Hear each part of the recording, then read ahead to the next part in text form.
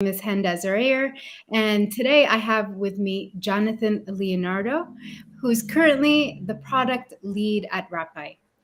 He has more than 10 years experience in product management in startups, scale-ups, and big organizations like Walmart and Brystar.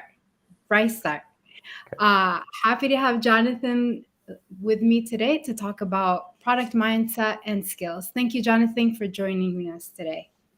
Thank you, Hand, for the opportunity to give back to the community. It's a pleasure for me to be here. I appreciate your time and I appreciate you giving back your knowledge and experience with us. For those who are joining live, please feel free to type any question you have throughout the live event for Jonathan to answer.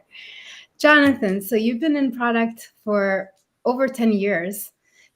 I would like to start by asking you, what do you love about product management? So, yeah, great question. I think the first thing that comes to my mind when you ask me that question is jamming. And what is a jam is the moment where you guys are all brainstorming around an issue, a problem, or a new features. And it's kind of the feeling of being Dr. House over there. I mean, if you watch the TV show, uh, some people are, I guess most of us are now working from home, but if you were in the office, right, you would have like a whiteboard, and you go and you exchange ideas, right? Being really open-minded, not being about the idea itself, but checking, okay, what's the problem actually? Can we define it better? How can we have an impact? And then come to the solution, right? That's the first thing that comes to my mind.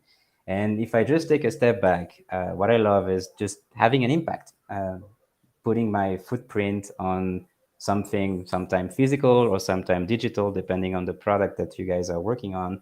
But that's great. I mean, it feels great when you see either numbers going up or a smile on a customer face if you have the chance to see your customers in real time.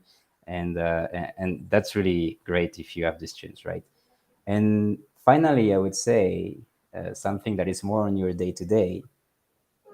I like product management because for me, every day is different. I mean, obviously, you have things that will repeat, you have like processes that will be the same, rituals that will be the same, but you never know what's going to happen. So that's what I like about it. Yeah, variety. I like that answer.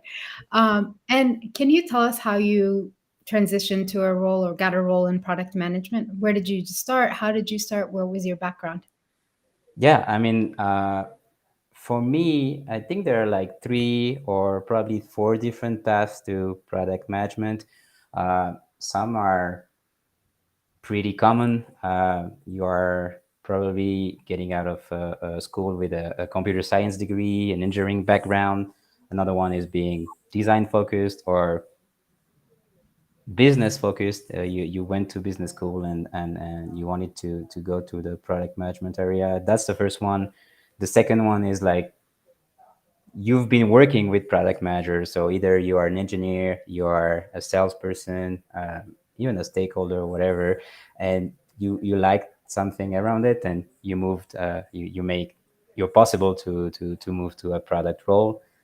The third one, which I think is one of the best, is having an entrepreneur background. Like you created your own company, and what's next, right? After having created your own company, basically you've seen everything from A to Z of how to create a product. So product management is sometimes the first step or sometimes the next step, right, of an entrepreneur career.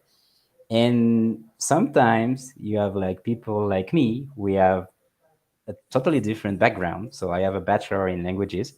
I did my master in marketing, so business focused, but I finished my master's and I didn't know what to do, to be honest. So I applied to a bunch of different roles and I landed one product management interview, then went forward with the process. So, what I could say to go back to your question is luck, definitely. That's what happened to me. And the second one is during that process, I could show that I have problem solving skills. And we're going to talk about that, I hope, during that call, but and that interview, sorry. But that's what made me jump into product management. It was actually my first job after school, and I've stayed in there for more than 10 years now, so I guess that was the right one for me. So problem solving skills. Okay, so let's talk about what or who is product management ideal for, and why was it right for you to continue on the problem solving skills? Yeah, I'd like to take the question the other way around, and I would start. And I don't want to be negative, but I want to start with who is it not ideal for. So, if you have a big ego, if you think product management is all about landing moonshot ideas and just being the next Jeff Bezos or I don't know Elon Musk, if you want. Well, I don't think product management is for you. Sorry to say that. Product management is all about being a team player. So you have to find your balance with your ego, right? I said big ego, no, not good for you. But a low ego is not good either, because if you don't have enough power in your communication, enough confidence in yourself, you might get in and up. And obviously, that's something that you will work on with experience, right? The last thing that I would add is being somewhat open-minded and open to change, because product management is still something that is not clearly defined in all the companies. So you have to first understand what is product management in my company, and how do other people also understand my role, so that you can adapt, and you can obviously make sure that you can make it evolve and change it the way you want it to be. But at first you need to consume the information, and then um, work it your way to make sure that you're doing things that you love. Yeah, and going back to that open-mindedness and open to change, you've worked at startups, scale-ups, you've worked internationally.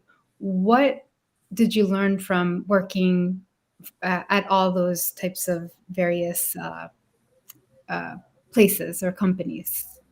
So the first thing that I would say is, like, nothing is given. Tomorrow is not a sure thing. You never know what's gonna happen, and I'm saying this also with experience. Like you said, I worked at startups. I worked at bigger companies. I was laid off for financial reason also. So you never know what's gonna happen, especially when your day to day is at a startup, right? So what I learned is that active listening is something that you really need to practice if you want to have this type of career. Because, like I said, on the previous question, I told you guys that you need to first understand what is product management in your company.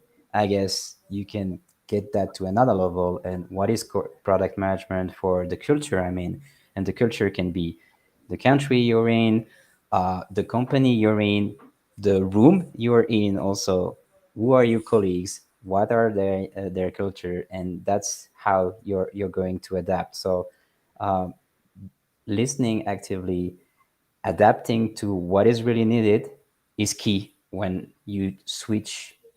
I would say so many times, but when you switch with those environments, right? A lot of people are saying that when you reach your comfort zone, that's when you have to leave, and that's when you have to face the unknown.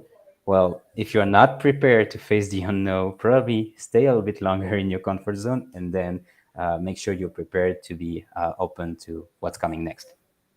Yeah, so you mentioned active listening, adapting, being adaptable, being comfortable with what's not the uncomfortable. What other skills or traits? Do you have any other ones that you would recommend for people to just improve? Yeah, definitely. So if you go back to the definition, I mean, the worldwide definition of Marty Kagan about what's product management is, to make sure that you are solving a customer problem with a solution that actually works for your business and that your customers love, right? A or multiple solutions. So, with that being said, it's not, like I said before, having a lot of ideas and having the best ideas. Product management, if you have one answer to give in your interviews for product management, What is it about? It's about prioritization. What is prioritization? Is making sure that you are working on the right thing, the thing that is gonna make you have an impact in the company, that the thing that might save the company in other environment, and making sure that you're not spending too much time on things that are not valuable either for you or for the company, right? So this is something that you learn with experience. Unfortunately, you will fail. And I would say, not only unfortunately, but fortunately, I encourage you to fail and fail fast so that you can learn, adapt again, and making sure that you prioritize the right way. So that's definitely the first thing. The second thing, which there, yes, you can learn, is communication. You are at the middle of everything. I mean, if you are on this call, you probably saw the famous diagram of product management. It's between tech, business, design. This is product management. This is true a lot of times. So it means that you need to be able to understand those three cycle, right? But you have other cycle that people somehow forgot about it. I mean, if you're working with, I don't know, warehouse people or financial people, you need to make sure that you are understood, but you need also to make sure that you understand them, right? So communication is key. And again, probably jumping into a question that people might have is how much tech does a product manager need to know for the role. I didn't have any technical background when I started, but what was important is the way you approach the situations and the problems that you are given, right? And when you're talking with your team, you need to make sure that you understand them. So if they are highly technical, I encourage you to try to catch up a little bit on the technical side. If they are not, if they are able to take the step back needed to actually talk to you in terms of users word, then you don't need so much of a technical background. Mm. That's especially good for people who, there's a lot of people that are transitioning into product from a non-technical background. And I want to actually talk a little bit more about well, the topic is mindset, but you mentioned earlier that you got laid off. So that's very important when you are being laid off, and especially now with the current environment in the industry where we have many people being laid off and many people, there's a hire freeze. Can you talk more about mindset and what type of mindset product managers should have in the field, and what type of mindset did you have when you were being laid off? Yeah, so unfortunately that can happen, right? And especially like you said right now. So I would say that in general there are like two big things that you need to know when you're a product manager. First, you are not your customer. All customers are different. You have to wait for the data.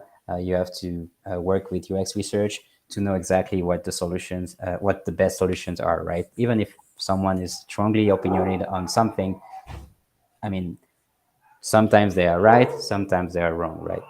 So that's the first thing. The second thing, and it's more linked to the mindset question that you told me, is you're not the CEO of the product. I mean, there's a debate going on for years around that.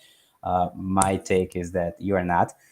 You need to make sure that everything is well. Your product is kind of your baby, but in the end, you are not the CEO of the product. The CEO is the CEO of the product, right? So you need to make sure that whatever is above you is understood, is well shared with everyone, to make sure that you all come to a consensus where the solution fits with the business needs, right? That's again Marty Kagan solutions, right? You need to solve the problem, but also it needs to work for your company, right? And about mindset, yeah, you need to be prepared to be wrong, like I said before, and to fail. That's not something that we are taught, especially at school. I mean, I'm French, so it might be different in the US, but in France, everything is perfect. You are taught to have straight A's, and always you are judged on your grade, right? You are not judged on the way you bounce back and on the way you learn or you improve from the last time, which might be wrong. I mean, I'm not working at the government, but if I would like to do something, that would probably be something I would change in the education. So all that to say, when that happened to me, I tried to apply product management to my own career, and that's what I think. Even if you're not a product person, that's going to be your first product. You are your first product, right? So try to draw a vision, what you want, acknowledge the issues, the constraints that you have, and from there you try to. I would almost try to build an opportunity solution tree, right? Okay, these are my opportunity. These are the issues that I have. What can I do to solve those issues, and how can I get to the main KPI, which would be landing the dream job, right?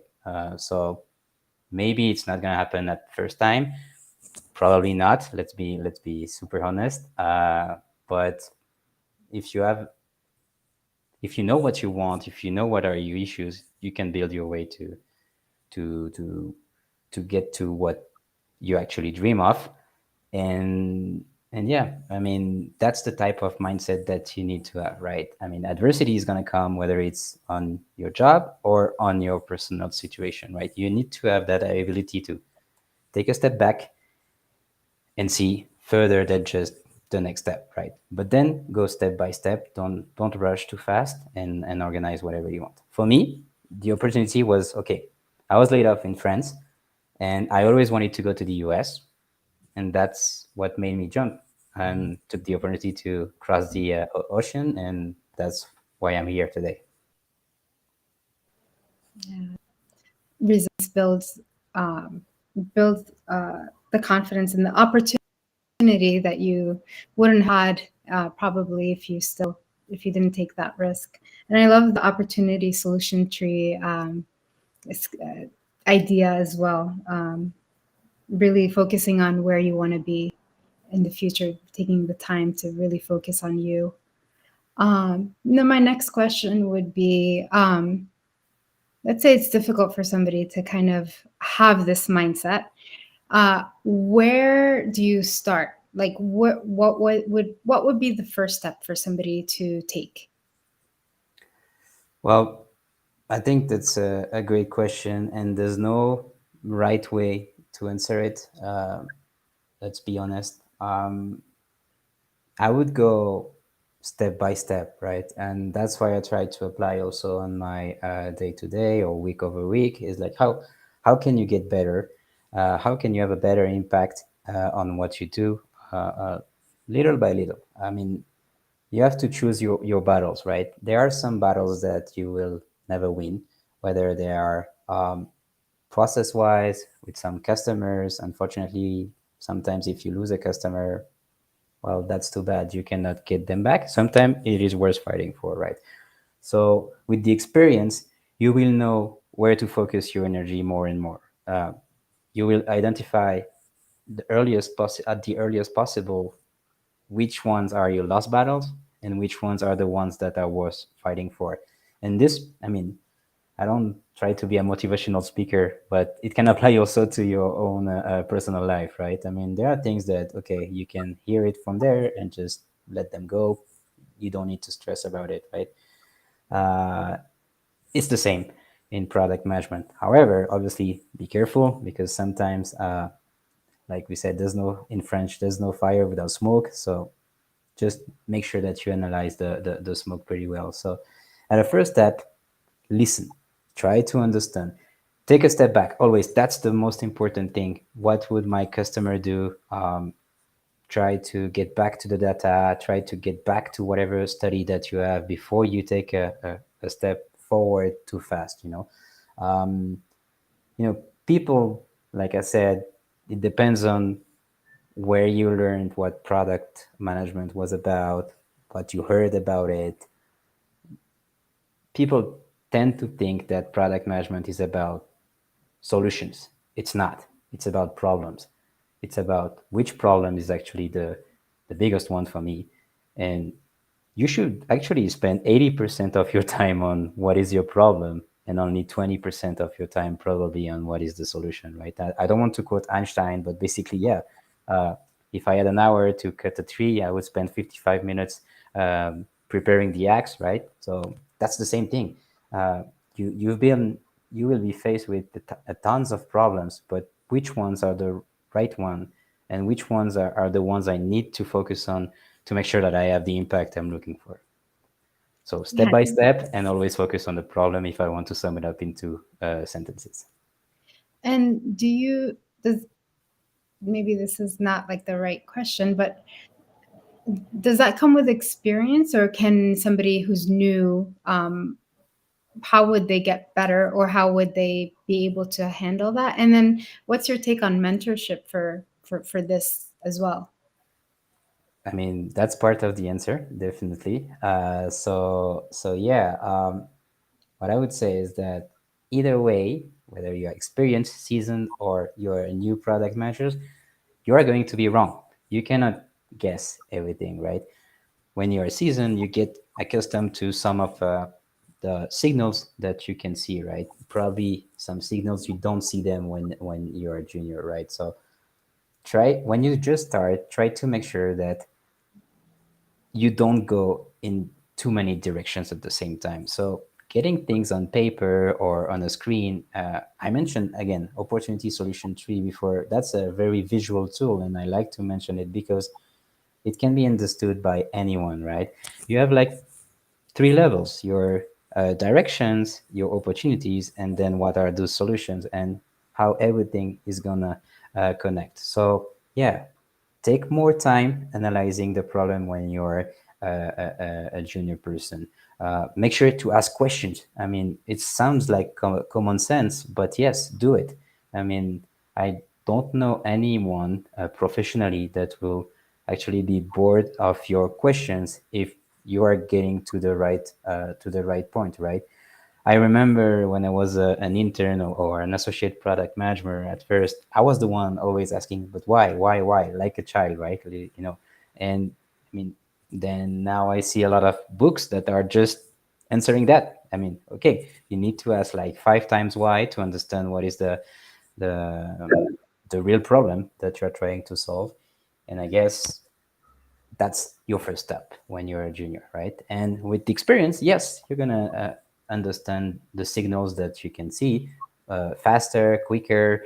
That's for sure. But again, focus on the problem. That's what you should do. Then your next question was on mentorship. That is a great tool if you have it. I mean, try to look for it. If you cannot find someone internally that can be your mentor, try to do networking and find someone else. The only thing that I would say is that don't go directly to Facebook, Amazon, Google's guys, because they receive like a tons of requests like yours, right? Make sure that you focus on what you really want to improve, what are your gaps, and then come up with a real strategy around, okay, I need this type of people around me. I need to meet them on X frequency, and this is when I will see the result. Again, product management applied to your career. There's someone great at that on LinkedIn. His name is Diego Granados. So I mean, if you're looking into a move for product management, there are a lot of free stuff that you can read from him, but also from Product Management HQ. I mean, from any type of product management institute. The only thing that I would say is that like make sure also to go to the right source. I wouldn't trust everything that you read, and after all, be open minded and experiment yourself, and you'll see the result.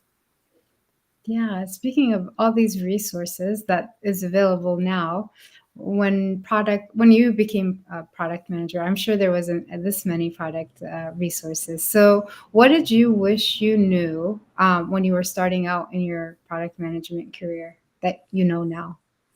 I wish I knew inspired the book from Marty Kagan earlier in my career. I mean, that book, even if it was re-edited, is still true today. And if I'm not mistaken, it was first released in 2007, 2008, something like that. I started my career in 2012. So basically, the main message that I got from that book is, okay, focus on the problem again, not on the solution. Uh, Obviously, participate in the solution, but that's not the first thing you need to think of, right? And I think at the beginning of my career, and probably a lot of people will recognize themselves when I say that a lot of companies are focused on delivery, right? And it's how you ship the solutions that someone probably higher in the company told you to develop. I mean, that's not product management. Let's be honest. Product management is all about making sure again that you solve the customer problem in a way that it works for your business, but in a way that your customers love. It's not because someone told you to do so, right?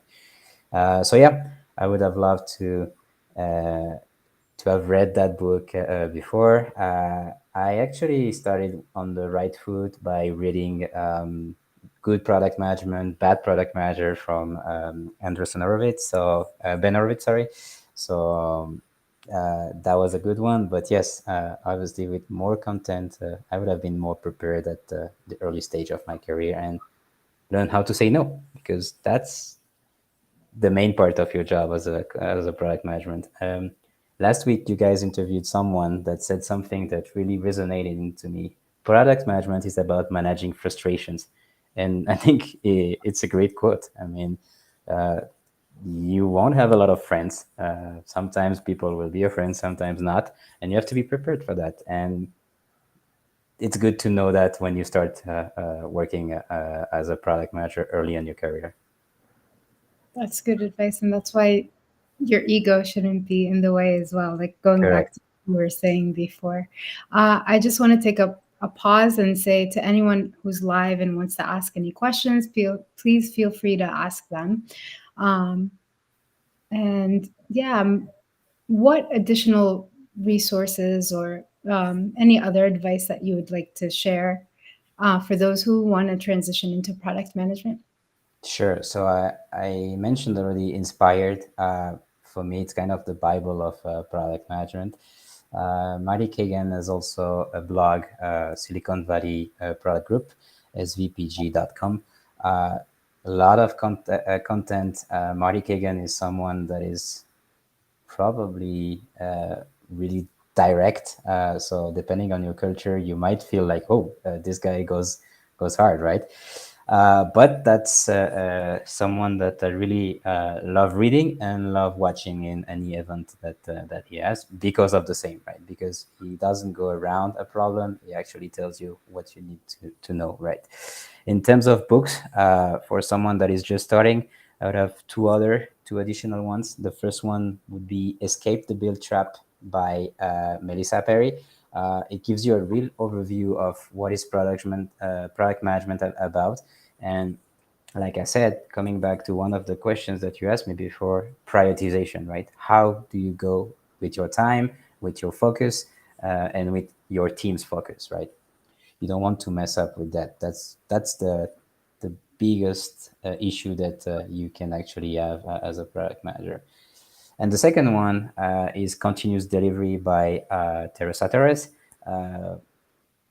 Probably more tactical. You have a lot of things that you can actually apply in your day to day as a product manager, but also as a product leader.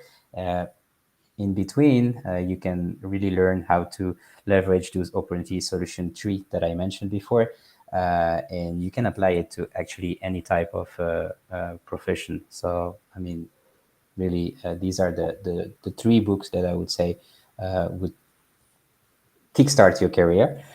And then you can obviously specialize on some of the things, right? If you're into strategy or if you're looking to go to a leadership position, yeah, go to vision strategy for strategy, good strategy, bad strategy from Richard Bromlett. Product directions from Nacho Bassino is actually an Argentinian that wrote that book last year or 2 years ago. I think it's great because again, you have like a lot of actionables from there. And another one that I read a couple of months ago is From Fraud to Freedom by Phyllis Njorogi. Sorry, I'm not sure that I pronounce her name well. But basically, it's around the imposter syndrome. That's something that can happen to anyone in the product management area, but actually in any of the job that you can have. And I think she puts on the paper a lot of worries and scaries that people have, and also how to take a step back from them and go step by step to solve your issues. So that's a good one for someone that wants to go to product management, knowing that product management is not about having a big ego and having great ideas. I love all those resources. Thank you so much. Yeah. One more last question, since we don't have any questions from the audience yet. Can you describe a success story from your experience in terms of product? Any highlights? Yeah. So funny thing is that one of my biggest highlights is not actually a digital product or something that had a great impact on, I don't know, on a feature that we developed or something. I was working for a startup that was selling refurbished phones, so devices that were used on marketplaces, right? And my biggest project up to date with them, and I think in my whole career, was to set up the entire warehouse management system from zero. So the the owners didn't want to go with the third party because we had like a specific algorithm to manage our pricing and to manage I would say the end of the funnel. So we wanted to also have the warehouse system developed by us and to make sure that we had the right actions, right? So I guess when we decided to go from scratch, moving from one country to another and starting again everything, I did everything in that project. And when I say everything, I visited the warehouses, actually, the different warehouses. I participated in the contract.